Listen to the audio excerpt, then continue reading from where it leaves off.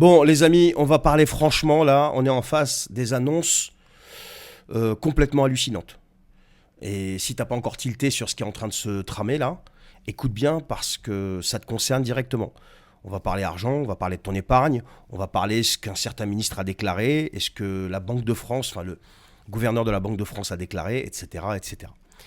Mais avant que je rentre dans le vif du sujet, je te demande de partager cette vidéo, de la commenter, de la liker, de lui donner de la force et de t'abonner si t'es pas encore abonné parce que c'est hyper important. Il faut que tout le monde sache ce qui est en train de se tramer. C'est hyper important. Donc qu'est-ce qui se passe? Eh bien, tu as Jean-Noël Barrot, ministre macroniste des Affaires étrangères, il y a quelques jours. Il balance des projets. Voilà, le mec, sous prétexte de l'arrivée de Trump au pouvoir, donc il agite la peur et il balance certains projets qu'il faudrait mettre en place dans l'Union européenne. Le premier, c'est quoi? Eh bien, ça serait un sceau communautaire européen. Donc je te traduis littéralement ce que ça veut dire. On veut que l'Union européenne devienne carrément un État. Donc on veut dire au revoir, si tu veux, aux États, aux nations, comme la France, l'Allemagne, etc., comme pays souverains, et on veut que ça devienne l'État européen. Donc, un genre d'États-Unis d'Europe. Ensuite, il a parlé du doublement du budget de l'Union européenne. Et là, c'est pas une blague. Hein. Tu peux aller écouter ce qu'il a dit. Hein. Ça veut dire que la France, qui paye déjà 15 milliards d'euros par an net à l'Union européenne, devrait en payer 30. Mais la question est, qui va raquer? Toi, moi, tout le monde en fait. Et ensuite, il te parle d'emprunt commun. Alors là, c'est la cerise sur le gâteau. Là, on parle carrément de mutualiser les dettes. Ça veut dire que si un autre pays se plante financièrement, c'est encore toi, moi, lui, elle, tous qui allons payer, quoi. Ensuite, il te parle justement de l'union de l'épargne. Donc là, je te la traduis de manière la plus simple possible. L'Union européenne pourrait mettre la main sur ton épargne pour financer ses projets. C'est-à-dire qu'ils vont mobiliser ton épargne pour pouvoir investir dans ce qu'ils veulent, dans leurs projets. Oui, ton argent. L'argent pour lequel tu as travaillé dur, pour le gagner, pour le mettre de côté. Et bien sûr, les propositions de M. Jean-Noël Barrot ne passent pas sans qu'il évoque les réseaux sociaux. Et là, il propose le bannissement de services pour certains réseaux sociaux, comme par hasard X. Donc en gros, censure totale. Et là, on parle carrément de pouvoir annuler des élections, comme par exemple en Roumanie. Alors si ça ne s'appelle pas une dicte, je sais pas quoi, je sais pas comment ça s'appelle. Alors bien sûr, eux, ils prennent soin de surtout pas prononcer ce mot-là. Hein. Mais non, je suis désolé, hein. Ça m'en a tout l'air, non? Je sais pas, qu'est-ce que t'en penses? Eh bien, je vais m'arrêter juste sur les propositions de Barrot 2 secondes et me poser la question si tout ça passe. Eh bien, on est littéralement en train de faire disparaître la France comme pays libre et souverain, tout simplement. Et comme si ça suffisait pas, eh bien, François Villeroy de Galhau, gouverneur de la Banque de France, eh bien, arrive avec sa petite cerise sur le gâteau. Il te dit quoi? Il te dit que 300 milliards d'euros d'épargne quittent l'Europe chaque année, notamment vers les États-Unis. Et qu'il faut mobiliser l'épargne privée pour financer les transitions écologiques et numériques. Rien que ça. Alors dit comme ça peut sembler mignon, ça peut sembler, oui, sauver la planète, tout ça là. Mais en fait, ça veut dire quoi? En réalité, c'est qu'ils veulent contrôler où va ton fric, tout simplement. Ou te l'imposer pour leur projet. C'est soit ils contrôlent où va ton fric, ou alors tu vas te le faire imposer pour leur projet. Et eux, ce qu'ils veulent, c'est que tu le gardes en Europe pour qu'ils puissent financer leur projet avec. Et pour ça, on va s'arrêter 2 secondes et sortir de leur délire et revenir dans la réalité.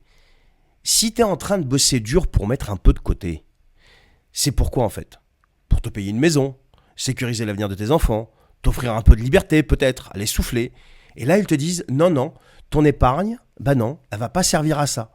Elle va servir à financer nos projets. Mais c'est ça qu'ils sont en train de te dire. C'est pas un simple projet européen, c'est une prise de pouvoir totale. Qui contrôle le fric contrôle tout.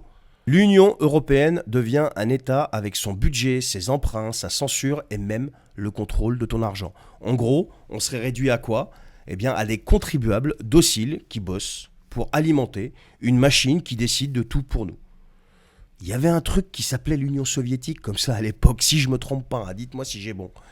Et quand tu regardes, franchement, on te vend tout ça avec des mots comme écologie, numérique, solidarité européenne, sociale, etc., etc. Alors c'est des mots qui sont nobles, qui sonnent bien, mais la vérité c'est que c'est toi qui vas payer. Pas eux les élites, pas les grandes multinationales. Non, toi avec tes impôts, ton épargne, ta liberté. Et ce qui est encore plus dingue dans cette histoire, c'est qu'on te demande même pas ton avis. T'as vu un référendum quelque part sur tout ça? Alors les fameux référendums de M. Macron là sur les sujets je sais pas quoi, c'est du flan.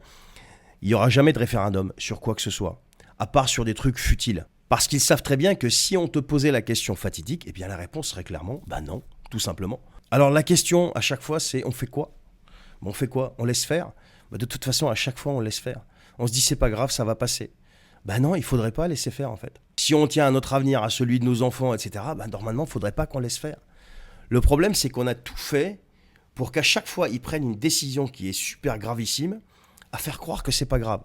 Et là, je te renvoie à Noam Chomsky. Va lire ce qu'il a écrit, Noam Chomsky, là-dessus.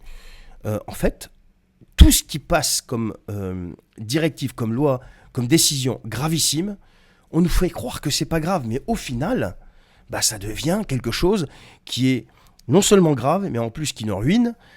Des fois, c'est au niveau du portefeuille, même souvent au niveau du portefeuille, si c'est pas au niveau de la santé, etc., etc., etc. Alors, la question est de savoir combien de temps ça va durer, combien de temps on va tolérer. Faire preuve d'écologie, de solidarité, de tout ce que tu veux, mais il n'y a pas de problème. Mais on a toujours été comme ça. On n'a jamais été des rats, hein, si tu veux. On n'a jamais été des radins. On a toujours fait preuve, surtout en France. On est un pays qui est le plus généreux au monde. Mais on n'a pas besoin qu'on vienne nous faire limite culpabiliser. Regardez, solidarité, écologie, je sais pas quoi. Si vous ne faites pas, eh bien, vous serez montré du doigt parce que c'est pas bien ce que vous faites. Tout ça pourquoi? Tout ça pour passer leur projet, financer leur projet qu'ils ne financent pas eux-mêmes. Ils ne financent pas eux-mêmes leur projet. C'est toi, moi, encore une fois, et le peuple européen en général. Alors bien évidemment, quand tu fais une vidéo de cette nature, tu as toujours les partisans de ces gens-là, ce que j'appelle moi les savants fous ou les suiveurs fous, qui viennent t'expliquer que non, tu te plantes, tu racontes n'importe quoi, parce que quoi qu'il arrive, on ne te pique pas ton épargne. Attention, je ne suis pas en train de te dire qu'on te pique ton épargne, je suis en train de dire qu'on mobilise ton épargne. C'est pas pareil. C'est-à-dire que tu vas déposer quelque chose sur un compte, c'est bloqué 5 ans, c'est mobilisé. Tu as une écriture sur le compte, mais en attendant, ton vrai fric, il est ailleurs. D'accord? Donc ça, c'est mobiliser l'épargne. Mais bien sûr, l'argent est toujours à ton nom. Donc c'est ce que j'ai dit. Et c'est marrant parce que j'ai fait exprès d'attendre jusqu'à la fin de la vidéo pour parler de ce qui va se passer là en commentaire de la part de ces gens-là. Donc tous ces savants fous vont venir m'expliquer la vie en commentaire. Donc ça, c'est la première chose. La deuxième chose, c'est qu'ils vont t'expliquer, mais attention, ton épargne, elle est garantie, hein, ne t'inquiète pas. Ouais, bien sûr. Rappelle-toi ce qui s'est passé à Chypre. Chypre, c'est en Europe, hein, accessoirement, je te dis ça comme ça. Rappelle-toi ce qui s'est passé à Chypre. Va demander aux Chypriotes quand on leur a dit jusqu'à 100 000, c'est OK, au-dessus de 100 000, salut. D'accord? Donc ça, c'était à l'époque. Je te rappelle juste l'état de notre dette, l'état de nos finances publiques et l'état de la cotation de la France sur les marchés. On a été dégradé récemment. Et là, quand tu écoutes les économistes comme Tom Benoît ou Charles Gave, ou peu importe, des vrais économistes, hein, pas des politisés, hein, pas ceux qui reçoivent leur instruction, si tu veux, du gouvernement pour dire ce qu'ils ont à dire. Me dis pas que c'est pas vrai, rappelle-toi l'épisode Bruno Le Maire. Bref, quand tu écoutes ces gens-là, si on perd encore un A, donc là, si on perd le A, on se retrouve avec un simple A, là, ça va être finito. Ça va être finito parce que les emprunts vont nous coûter beaucoup plus cher et les prix vont exploser, etc. Enfin, je te fais pas de dessin. Donc, avant de venir me sortir ta science, va te renseigner et ensuite on en reparle. Donc voilà, je voulais mettre ce petit disclaimer avant de terminer cette vidéo. Voilà ce que je voulais dire à propos de l'épargne. C'est des choses que tu peux aller vérifier, c'est partout, c'est dans les médias mainstream.